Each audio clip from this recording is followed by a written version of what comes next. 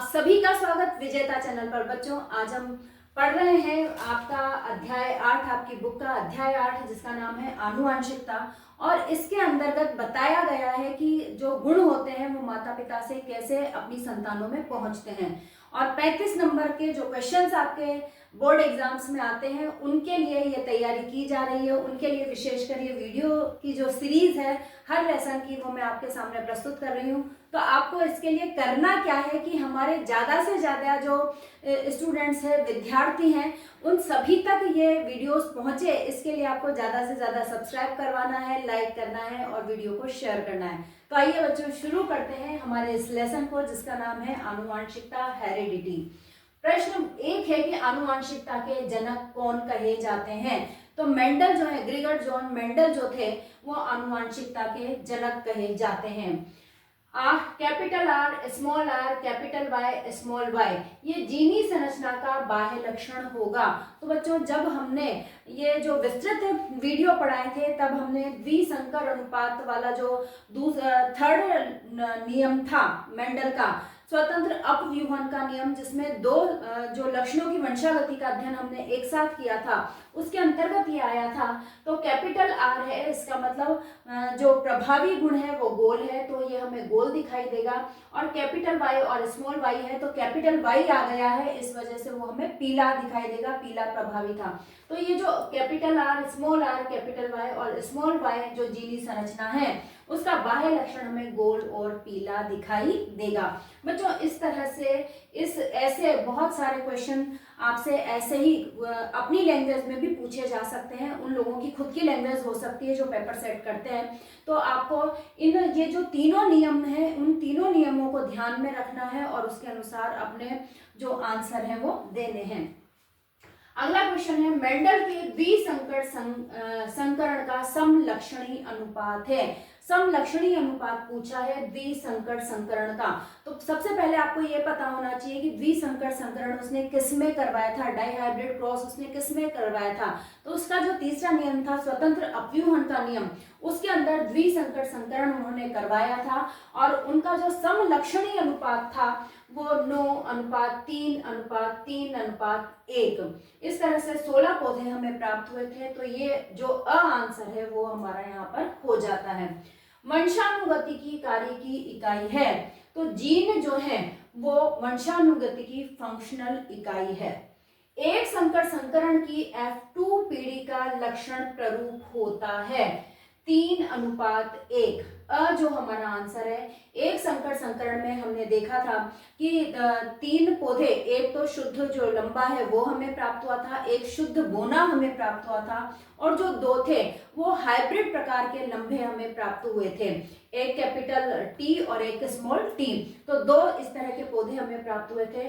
तो 3 जो ये पौधे हुए, यहाँ पर वो समलक्षणी अनुपात पूछ रहा है, लक्षण प्रारूप पूछ रहा है, जीनी प्रारूप नहीं पूछ रहा है क्वेश्चन में हमें। तो इस वजह से वो जो 3 पौधे थे, एक तो शुद्ध लंबा और 2 जो है वो संकर लंबे, तो इस तरह से 3 लंबे पौधे और एक बोना पौधा हमें यहाँ पर प्राप्त होता है। तो एक संकर संकरण की F2 पीढ़ी में जो लक्षण प्ररूप अनुपात होता है वो होता है 3:1। मेंडल ने मटर के पौधे का चयन किया। तो भाई क्यों किया मेंडल ने मटर के पौधे का चयन?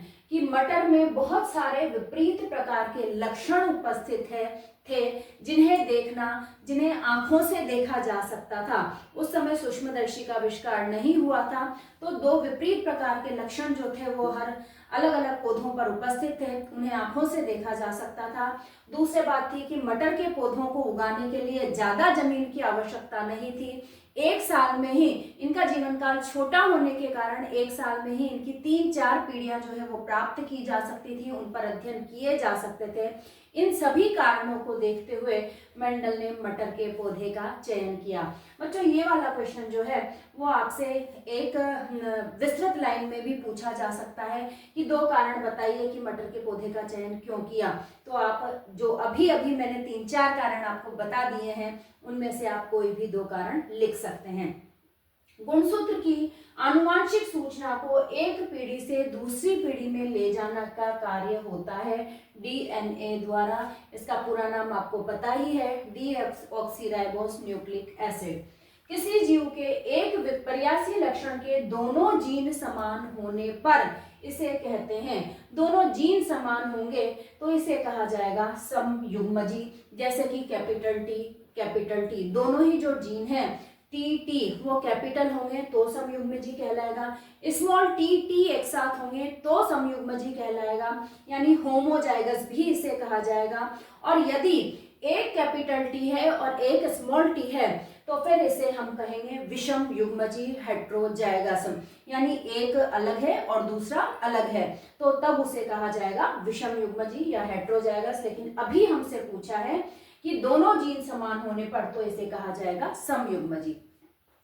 नेक्स्ट क्वेश्चन है F1 द्विसंकर के स्वपरागण से F2 संतति में कितने प्रकार के जीनोटाइप बनते हैं। जब हमने आपको ये लेसन पढ़ाया था तब हमने चेकर बोर्ड बनाया था, या हम कह सकते हैं कि पुनेट स्क्वायर बनाया था। चेकर बोर्ड को ही बच्चों पुनेट स्क्वायर भी कहा जाता है, कहीं कहीं पर क्वेश्चन में चेकर बोर्ड न देकर पुनेट स्क्वायर शब्द दे दिया जाता है तो आप कंफ्यूज न हो। तो जब वो चेकर बोर्ड बनाया था तब हमें जो समजीनी अनुपात है वो हमने आपको निकालना बताया था, तो उसमें हमें 9 प्रकार के जो जीनोटाइप हैं वो अलग अलग तरह के प्राप्त होते हैं। तो इसका आंसर होगा 9। दो जीव बाह्य रूप से समान हो, पर बाह्य रूप से वो समान दिख रहे हैं, लंबे दिख रहे हैं, पर उनकी जीनी संरचना अलग हो तो उसने क्या कहा जाता है, उन्हें कहा जाता है जीनोटाइप, यानी जीनी रूप से ये अलग अलग हैं। कोशिका के डीएनए में प्रोटीन संश्लेषण के लिए सूचना स्रोत होता है। घोघे का लिंग निर्धारण आनुवांशिक नहीं होता, वो अपना जो भी लिंग निर्धारित करना चाहता है वो स्वयं कर सकता है, आनुवांशिक रूप से या जनकों के द्वारा उसका लिंग निर्धारण नहीं होता है।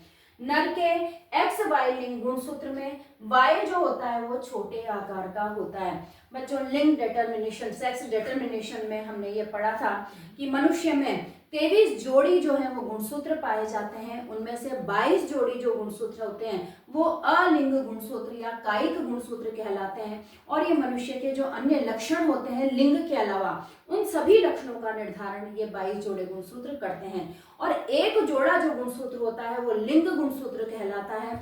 और मनुष्य में नर के अंदर ये लिंग गुणसूत्र रहता है एक्स वाई के रूप में, और मादा यदि बच्चा हो तो उसमें लिंग गुणसूत्र रहता है एक्स एक्स के रूप में। तो यहाँ हमसे एक्स वाई का पूछा है, तो वाई एक्स वाई के अंदर वाई जो गुणसूत्र होता है वो छोटे आकार का होता है। किसी जीव में गुणसूत्रों के अगुणित सेट को जीनोम कहा जाता है। नेक्स्ट है F1 पीढ़ी में बोनापन अप्रभावी लक्षण है जो प्रकट हो गया, यानी कि प्रकट क्या हुआ था, लंबापन। तो लंबापन तो सभी पौधे लंबे गुण वाले हमें नजर आ रहे थे, तो लंबापन तो हो गया प्रभावी गुण, डोमिनेंट कैरेक्टर। और जो अप्रभावी गुण बोनापन वहां पर प्रकट नहीं हुआ था तो यह कहलाएगा अप्रभावी रेसेसिव कैरेक्टर। ठीक है, फिर है संकरण, कैपिटल टी स्मॉल टी और स्मॉल टी। इन दोनों में जब क्रॉस करवाया जाता है तो संततियों का अनुपात होता है। तो संततियों का अनुपात होगा 2:2, उसको जब काट देंगे हम तो हमें 1:1 जो है वो प्राप्त हो जाता है। यहाँ पर आप 2:2 भी लिख सकते हैं। नेक्स्ट क्वेश्चन है जनन में होने वाली विभिन्नताएं जैव विकास का आधार होती हैं। मटर का वानस्पतिक नाम है पायसम सैटाइवम। F1 पीढ़ी में सभी पौधे प्रभावी लक्षणों वाले उत्पन्न होते हैं, यही नियम तो प्रभाविता का नियम कहलाता है।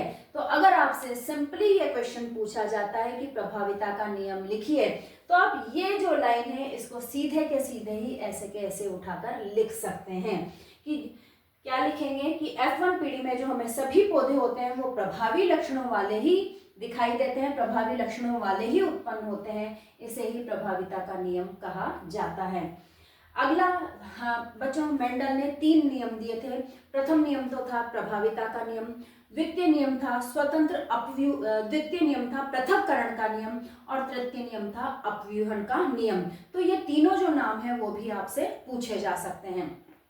आपको मैं शॉर्ट में बता दूं, प्रभाविता का नियम मैं बता चुकी हूं। सेकंड जो नियम है वो पृथक्करण का नियम है। पृथक्करण के नियम के अंतर्गत था कि F1 पीढ़ी में जो गुण थे कैपिटल टी और स्मॉल टी ये साथ रहते हैं, उसके बावजूद भी जब F2 पीढ़ी बनती है या हम कहें कि F2 पीढ़ी के लिए युग्मक बनते हैं, तो ये जो दोनों जीन है वो अलग अलग हो जाते हैं स्वतंत्र रूप से, यानी कि ये मिश्रित नहीं होते। इस तरह से ये साथ थे F1 पीढ़ी में, तो ये एक दूसरे में मिश्रित नहीं होते हैं। जब युग्मक बनने लगते हैं तो ये अपने अपने स्वतंत्र हो जाते हैं और स्वतंत्र रूप से ही ये अगली पीढ़ी में जाते हैं। इसीलिए ये युग्मक जो शुद्ध हो गए, स्वतंत्र हो गए और एक दूसरे में मिश्रित नहीं हुए, और F2 पीढ़ी में इनका अलग अलग अनुपात जो प्रकट हुआ, इसी वजह से इसे युग्मकों की शुद्धता का नियम या पृथक्करण का नियम कहा जाता है। अब आ जाते हैं थर्ड लॉ पर, जो कि था स्वतंत्र अपव्यूहन का नियम। तो स्वतंत्र अपव्यूहन के नियम के अंदर ये जो ऊपर के दो नियम थे, ये तो एक संकर संकरण पर आधारित थे, मोनो हाइब्रिड क्रॉस पर आधारित थे, एक ही गुण की वंशावली का अध्ययन किया गया था। जबकि जो थर्ड लॉ है स्वतंत्र अपव्यूहन का नियम, ये एक ऐसा नियम था जो द्विसंकर संकरण डाई हाइब्रिड क्रॉस पर आधारित था। इसमें दो गुणों की वंशावली का अध्ययन एक साथ किया गया था। तो ये भी द्वितीय नियम से मिलता जुलता ही है, इसकी लैंग्वेज भी। तो इसके अंतर्गत हम कहेंगे कि जब हम दो गुणों का एक साथ एक पीढ़ी से दूसरी पीढ़ी में जाने का अध्ययन करते हैं, तो हम ये देखते हैं कि जो दोनों गुण हैं वो बिल्कुल स्वतंत्र रूप से वो एक दूसरे पर प्रभावी नहीं होते, एक दूसरे में मिक्स नहीं होते, और जब युग्मक बनते हैं तो बिल्कुल ये स्वतंत्र रूप से एक पीढ़ी से दूसरी पीढ़ी में बिना एक दूसरे को प्रभावित किए हुए एक पीढ़ी से दूसरी पीढ़ी में ये गमन करते हैं। और ऐसे भी हमें इस तरह के भी नए पौधे प्राप्त हो जाते हैं जो हमें F1 पीढ़ी में प्राप्त नहीं हुए थे या हमने जनक पौधों में नहीं लिए थे वो गुण। इसी वजह से हमें अलग अलग पौधे जो है, अलग अलग गुणों वाले पौधे वो भी प्राप्त होते हैं। तो हम ये कह सकते हैं कि दोनों गुणों के जो जीन हैं वो सब अलग अलग रूप से एक पीढ़ी से दूसरी पीढ़ी में गमन करते हैं, इसीलिए इसे कहा जाता है स्वतंत्र अपव्यूहन का नियम। तो अब ये तीनों नियम आपसे जिस भी प्रकार से एग्जामिनर पूछ ले, आप इनके जवाब दे सकते हैं।